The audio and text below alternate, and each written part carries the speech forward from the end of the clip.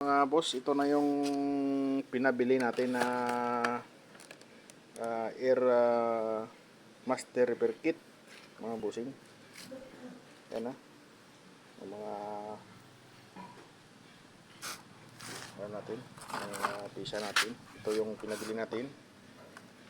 Ang issue nito pumapasok yung fluid natin dito sa bore nya. Ang problema niya yung wheel seal niya dito, o seal kit niya dito sa ihi niya. Diyan dumadaan yung fluid pasok sa bore niya. Ayan, simple na natin mga bossing. Wala na tayong baligoy-ligoy. Simple na natin. Ayan ang atong mechanics. Ayan. Ang mga tanda natin, magaling nating mechanics.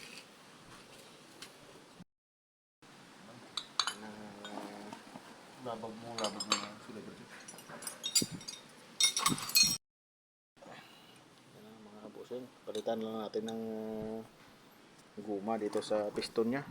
Yung tawag nilang ano to, guma o packing. Ayan. Ito, may pabili natin. Ito, set na to. Dala na tong, kasama na tong ano nya, guma. Palitan na lang natin para walang back job yung trabaho natin.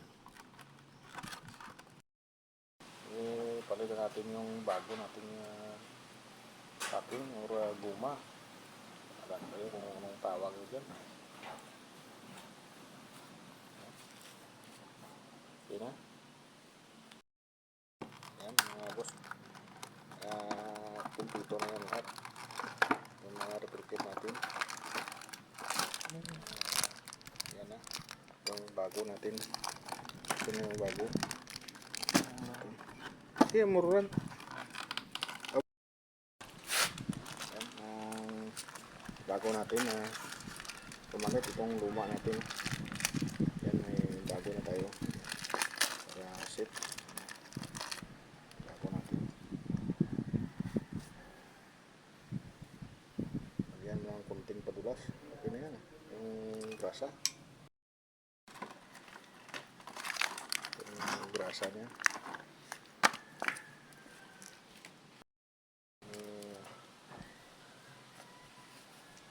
Konting padulas lang para hindi masira yung wheel seal natin.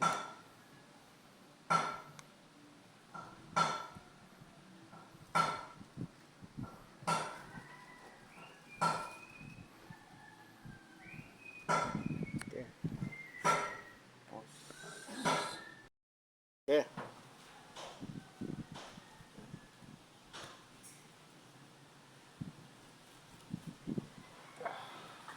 Piston niya. Try natin lang. Okay. Pati lang. Okay, good.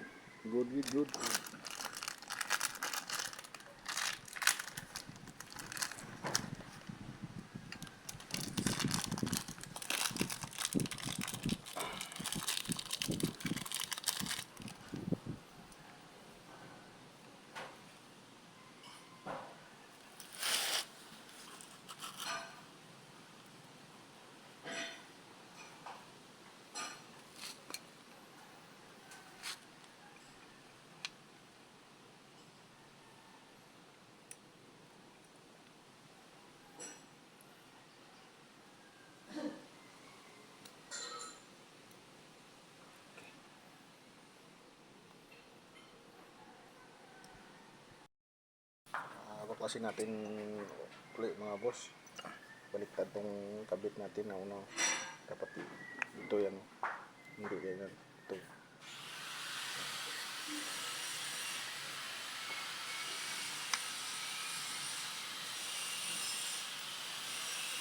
Kabit natin ulit.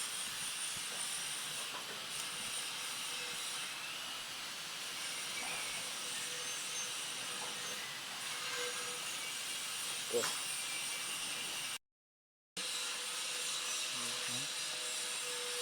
Okay.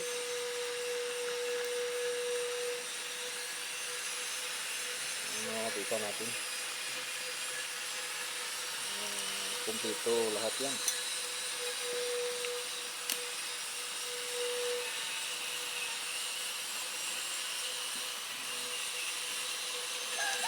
Simple ang pag-install ng Hydromaster. Palitan natin ng o-ring. Yan ang luma ng o-ring. Tapos yan.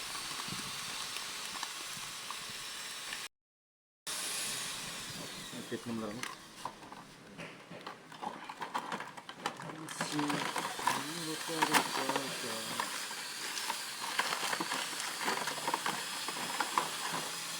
Okay.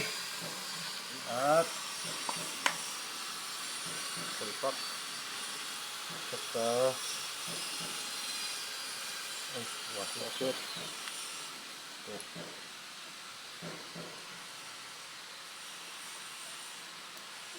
Ito muna yung kit. Pasin muna natin. Yan. Finished product.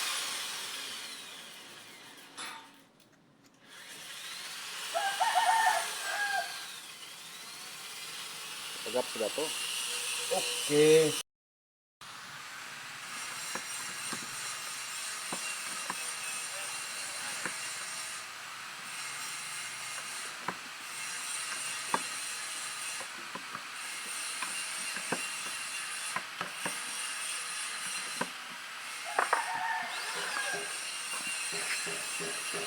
Ini kami bisa.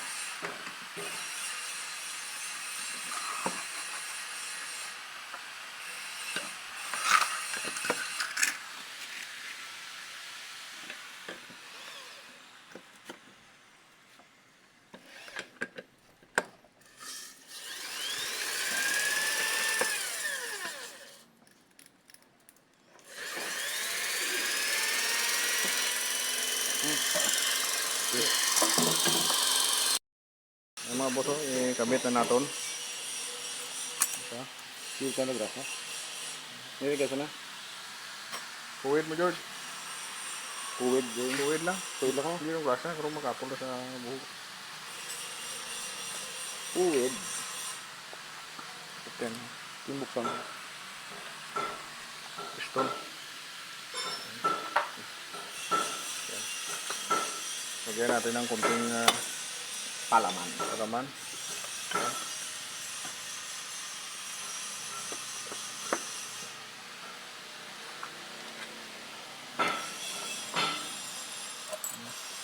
Sigari, George. Kaya sa sabang. Sigari, ito na takot tulak.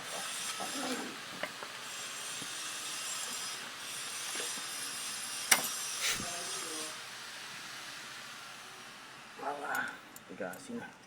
Bubuhin mo. Boss. Yan. Lapit na natin makabit.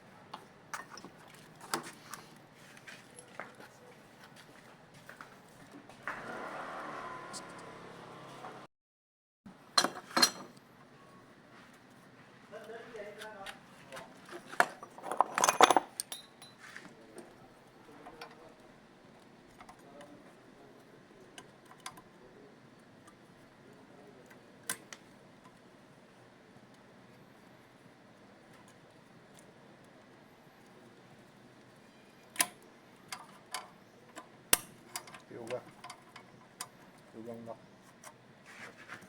Good. Yan ang mga boss. Kabit na natin. Okay. Ngayon mga boss, ipaliwanag ko sa inyo kung paano. Ano pinakamahalaga to. Ano kahalaga tong check valve ng piston nyo sa yung Hydromaster. Dito yan. Pag to, kung hindi to nagpapangsyon, yung preno nyo hindi na kumakagat, dyan lumusot yung fluid natin dito sa gitna sa check valve nya. Kapag goods to, okay yung kagat ng preno niya.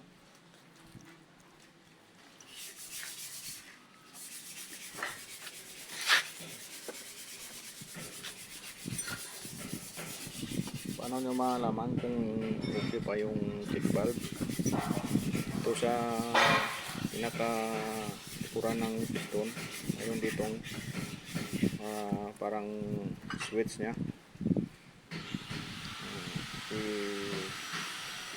Tulak nyo to, open yung itulak nyo, open yung check valve. Open yung check valve. Papasok yung fluid natin sa loob ng hydromaster natin dito. Dito lang yung fluid, walang fluid dito.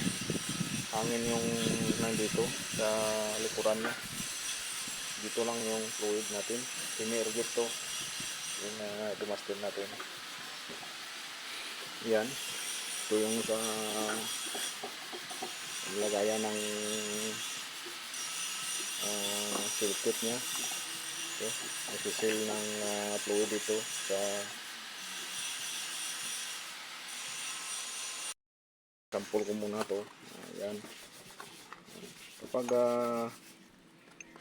okay tong ihi, yung oil seal natin, yung seal kit, yung madaprint siya. Kung okay yung oil seal natin, at bumapasok yung fluid sa bore natin, sa likuran ng ating tubang.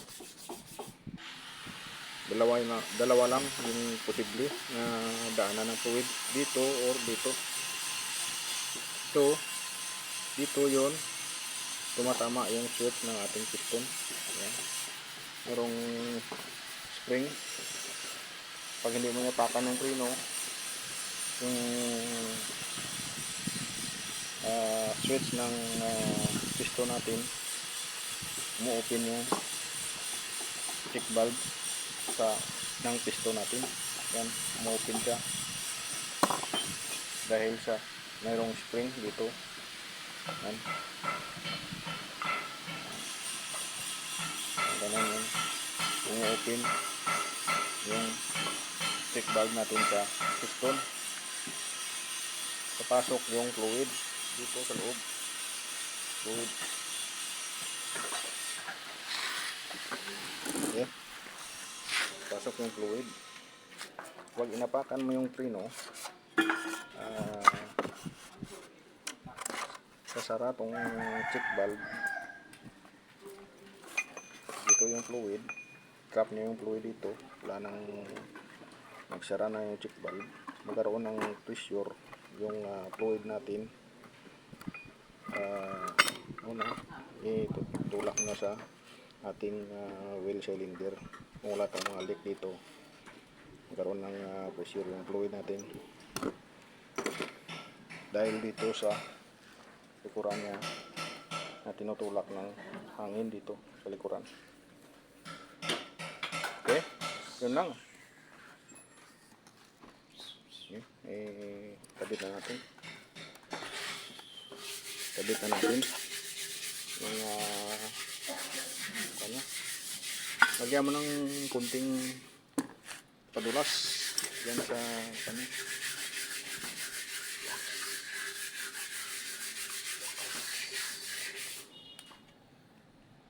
naman ngayon ang chief mechanic. Wala kasi dito si Buddy. Kung sa aton na daan nga istorya kanya po sa explicar rin ito, hindi ko kumaan magtagalog. Ako naman ngayon yung chief mechanic dito. Mahirap pag mahirap pag hindi tayo magaling magsalita ng Tagalog. Wala na naman dito si Buddy, pero nandito si Bibi Ama. Dila natin parang Lipit. ano, Pero nandito si Bibi Ama. yan si kasama natin na wapupo namin kami. Tiyo call. Hindi na nakita ang kalbo niya.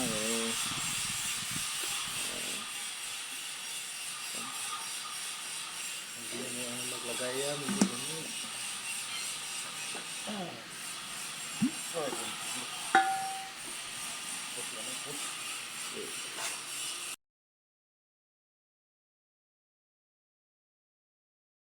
Tapos natin install. Yan lang. Thank you. You're welcome.